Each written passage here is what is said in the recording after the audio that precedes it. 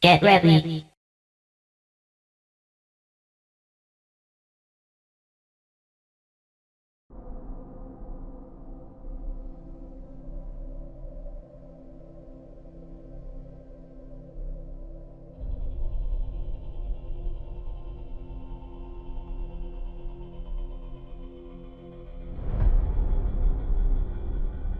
After years of war,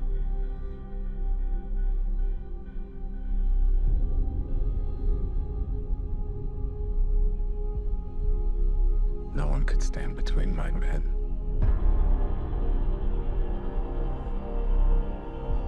and home.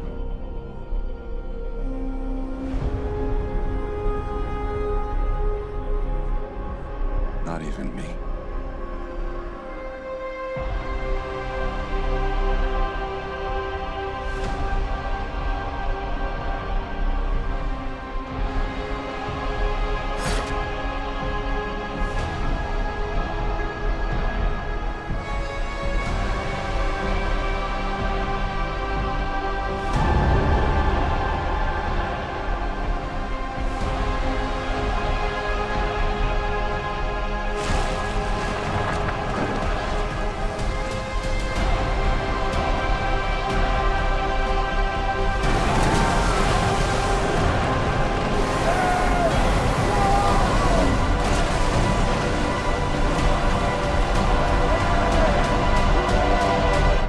Promise me you will come back.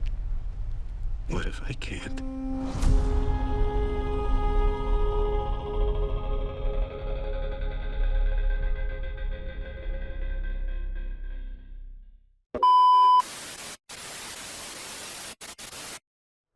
The dangers of ingenuity. I wasn't too sure what to expect. Honestly, I thought this was going to be pretty underwhelming. It was just so hyped up by everyone the second it was announced that there's just no way it could live up to that hype. Even Nolan couldn't deliver on that hype, right? Well, I'm pleasantly surprised to say I was completely wrong and I love this movie. I do have some issues with it, but honestly, it's nothing that really makes the movie that much worse for me. The story is fairly faithful, all things considered, other than moving around a few things here and there and not putting in some things like they don't get the bag of winds or get attacked after staying too long in the city, which is fine. The Odyssey is a long story with many episodes, so to speak, so some of the lesser things would need to be cut out of a full feature film. I think that's valid. The big thing they leave out is Polyphemus, the Cyclops being tricked into thinking he was attacked by nobody, as that's how Odysseus introduces himself, only to be overcome by hubris on the way out, exclaiming his true name, which the Cyclops can then use to pray to his father Poseidon to curse Odysseus and his men to be lost at sea. Now, I know that sounds bad, as it's kind of the whole reason why this is an Odyssey in the first place, but let's put a pin in that. Like most Nolan flicks, the movie isn't straightforward in narrative, instead told through flashbacks, being told through another character as a story. This is actually how the original story is told up until the last act, just like in the film, so it does inherently fit his style and motifs. They do cut out Odysseus telling the story to Princess Nausicaa, and instead have him say it to Calypso, and have him forget and slowly have to remember his life before. We'll come back to this in a bit, but I'll just say I think this change is totally fine and keeps the pacing of the movie strong, which is really good in this movie despite the 3-hour runtime. And while it does feel long, it never feels boring for even 1 second. Okay, so my biggest problem with this movie is probably its costumes. While I'm not always the biggest fan of how Nolan movies look or are color graded, even I can't deny that this film is genuinely beautiful at points. I especially like the huge palace courts filled with extras. It's just hard to enjoy the incredible set design and jaw-dropping cinematography when Agamemnon walks through the gate looking like fucking Iron Man. I'm not saying it doesn't look good, it just really doesn't fit and takes me out of the film. I also hate how they made all of the Greek armor black. It looks awful. And they're black and the Trojans are white, which is just so on the nose once you get to the message of the film is conveying. Usually, I'm pretty good about this stuff, despite being a history lover. It's a movie. I get they want to take some creative liberty to make it more appealing to modern audiences. Fine, sure, whatever. I get that. But do they have to make the giants look like fucking Warframe characters? I reiterate that realism isn't super important to me, especially for an adaptation about the Odyssey, the story with the fucking Cyclops. It just has to make sense on a tonal level, to not distract the shit out of me. Speaking of distractions, let's talk about the cast. I'm a huge critic of how Nolan films are casted. He's just so obsessed with using these huge stars that it can be a little distracting, despite the performance, which is usually good. Honestly, I feel like this, more so than any other of his movies, is justified here. I think that it's because he's going for sort of a sword and sandal epic of the day, where they would just put a huge stars in these things, like your Brando and Caesar, or Taylor and Cleopatra, but with action and style of those 80s, 90s movies he loves so much. I actually very much appreciate this. I'm not the biggest Matt Damon fan, but he really gives it his all here. I especially like the siren section, where he tied himself down to be the first to hear the siren. Anne Hathaway's Penelope is phenomenal, and she has a few scenes in this movie where she really gets to act her ass off. Unfortunately, as with the nature of the story, she's barely in it. Pretty convenient for Nolan, if you ask me. Although nothing compares to Robert Pattinson, who's an actor I keep thinking I'm gonna get sick of, and that just doesn't happen. Him playing a sly, conniving villain is just so good. His slimy personality just oozes through this performance, making it that much more satisfying when he gets his comeuppance. Everyone also complained about Elliot Page play him. He plays Sinon. I won't harp on it too much here, but the misinformation society we live in is so bad that people thought he was playing Achilles, who's from the Iliad, not the Odyssey. Awesome. I love the 21st century technology. Has only made people smart. Alright. Enough bullshit. Let's talk about what Nolan is trying to do here. Is this just a straightforward retelling of the Odyssey? Not quite. While, yes, the events and characters are largely the same, I think it's time we go back to that Cyclops.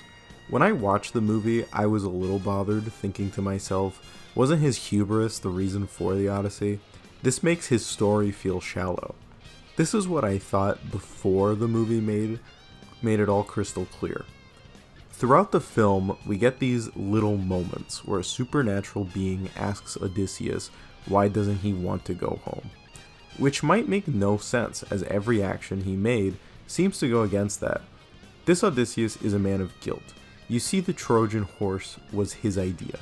They never would have gotten into Troy and raided the city if not for his ingenuity. Sinon would not have died if not for this plan. You could say, well, that's war. But why was this war even happening in the first place? Because Helen was taken? The movie even goes out of its way to state that this was Agamemnon's war. His excuse for going to war with Troy so he can just take their trade routes. The Trojans, truthfully, were just defending themselves. This is shown visually with them being in white, despite them being the quote-unquote villains, and the Greeks being in black, even though they are the quote-unquote heroes. A little on the nose for my taste, honestly, but Well, I think people will say this is lazy, as this revelation is not made clear till around the end of the film, where, disguised as a beggar, Odysseus talks to his wife about this. The film actually does point this out in just more clever ways, like with Circe, or with having Athena take the form of a young innocent Trojan girl that Odysseus watches get beheaded. There is also one huge hint that the movie might as well be screaming at you.